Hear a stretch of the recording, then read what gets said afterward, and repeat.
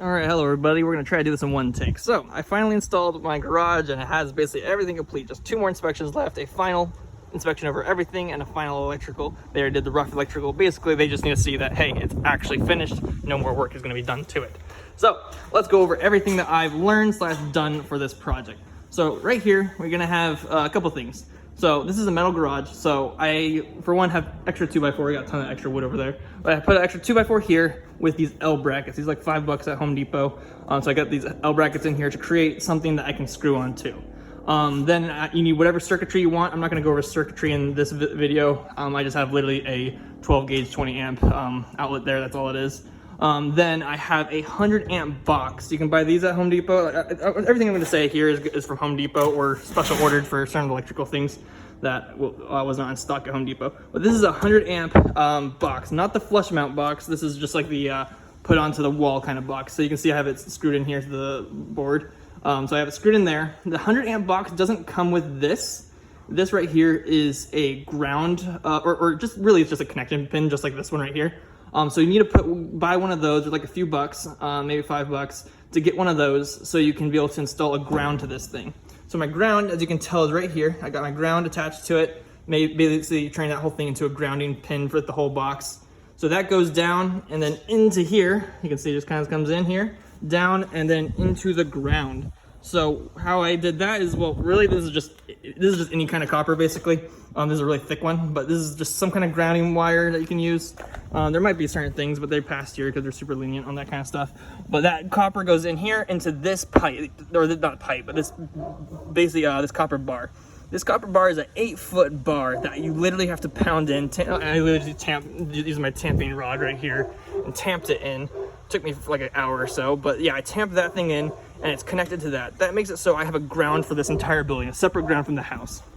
That's also kind of safe for basically any like weird electrical stuff in your house. Like they basically don't interact with these two. These two are two completely different systems other than the actual hot wiring coming in, hot and neutral.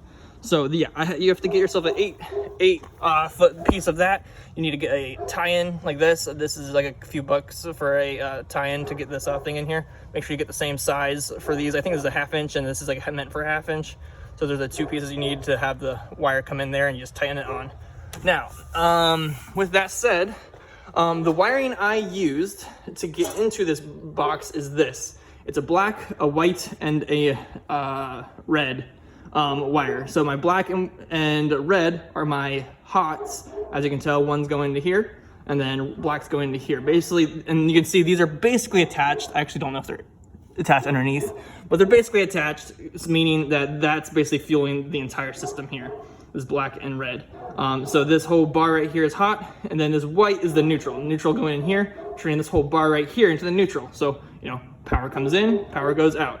So that's basically what's going on there. You can see this wiring right here is just the wiring that goes to this. So I got my neutral here, I got my hot into this 20 amp breaker right here, which is attached to this, I guess the red circuit one.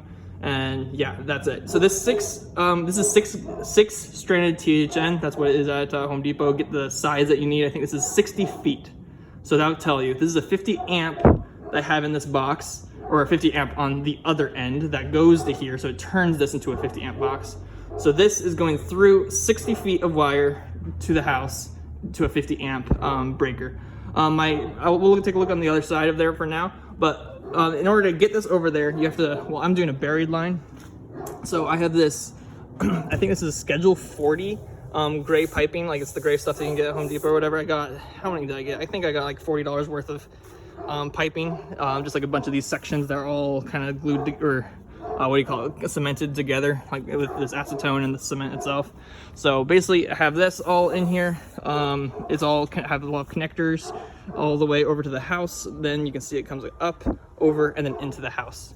So a few key things. So of course you're gonna need some cement and such, which that's like any kind of plumber cement. It's like the thing that you can get from Home Depot that has like 2 cans in it. One's the acetone and the other one's the actual cement. Also, you're gonna need this for pulling the wire. Lubricant foam, it's like 15 bucks a can. It's gonna make your life so much easier. I got this done with $10 with my, or got this for like $10 to $15. And then with the help of my mother-in-law that was in town, helped me pull the wire all the way through. I think I started from this end because it has like the least amount of turns here. Actually, I don't know, I guess I probably should have done it from that end. It's just a lot easier to put, or no, I was pulling from that end. I had a pull wire actually. One of this little thing right here. Yeah, I had one of these pull wires. It goes into like one of these. You can get these from Home Depot for like 40 bucks, or you can just find them on yard sales because people oftentimes will buy it and then they don't realize they don't need it for any other projects. So I recommend just get one from a yard sale for dirt cheap, 10, 20 bucks. I think I got mine for like 30 bucks. That's a 200-foot one, but for 30 bucks.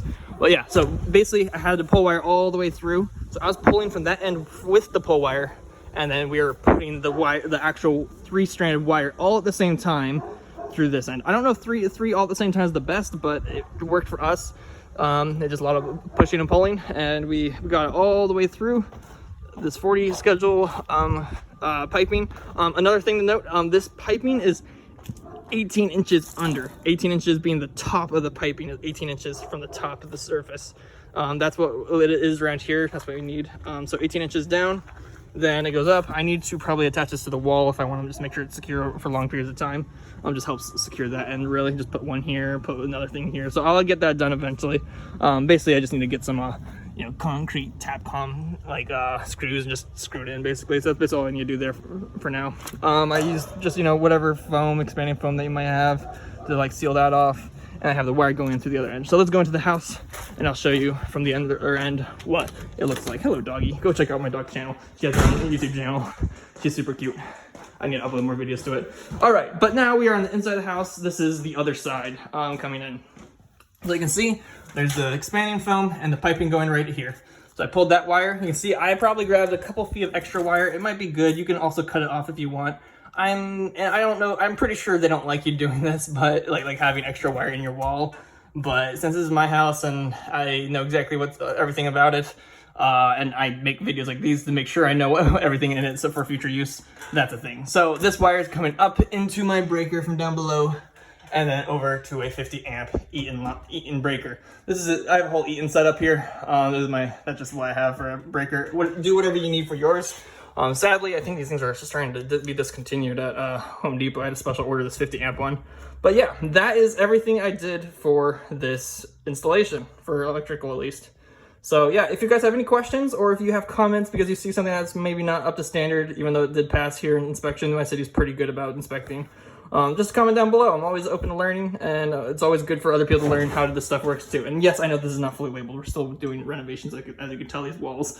All right, but thank you guys for watching, and like, subscribe, and I'll see you next time.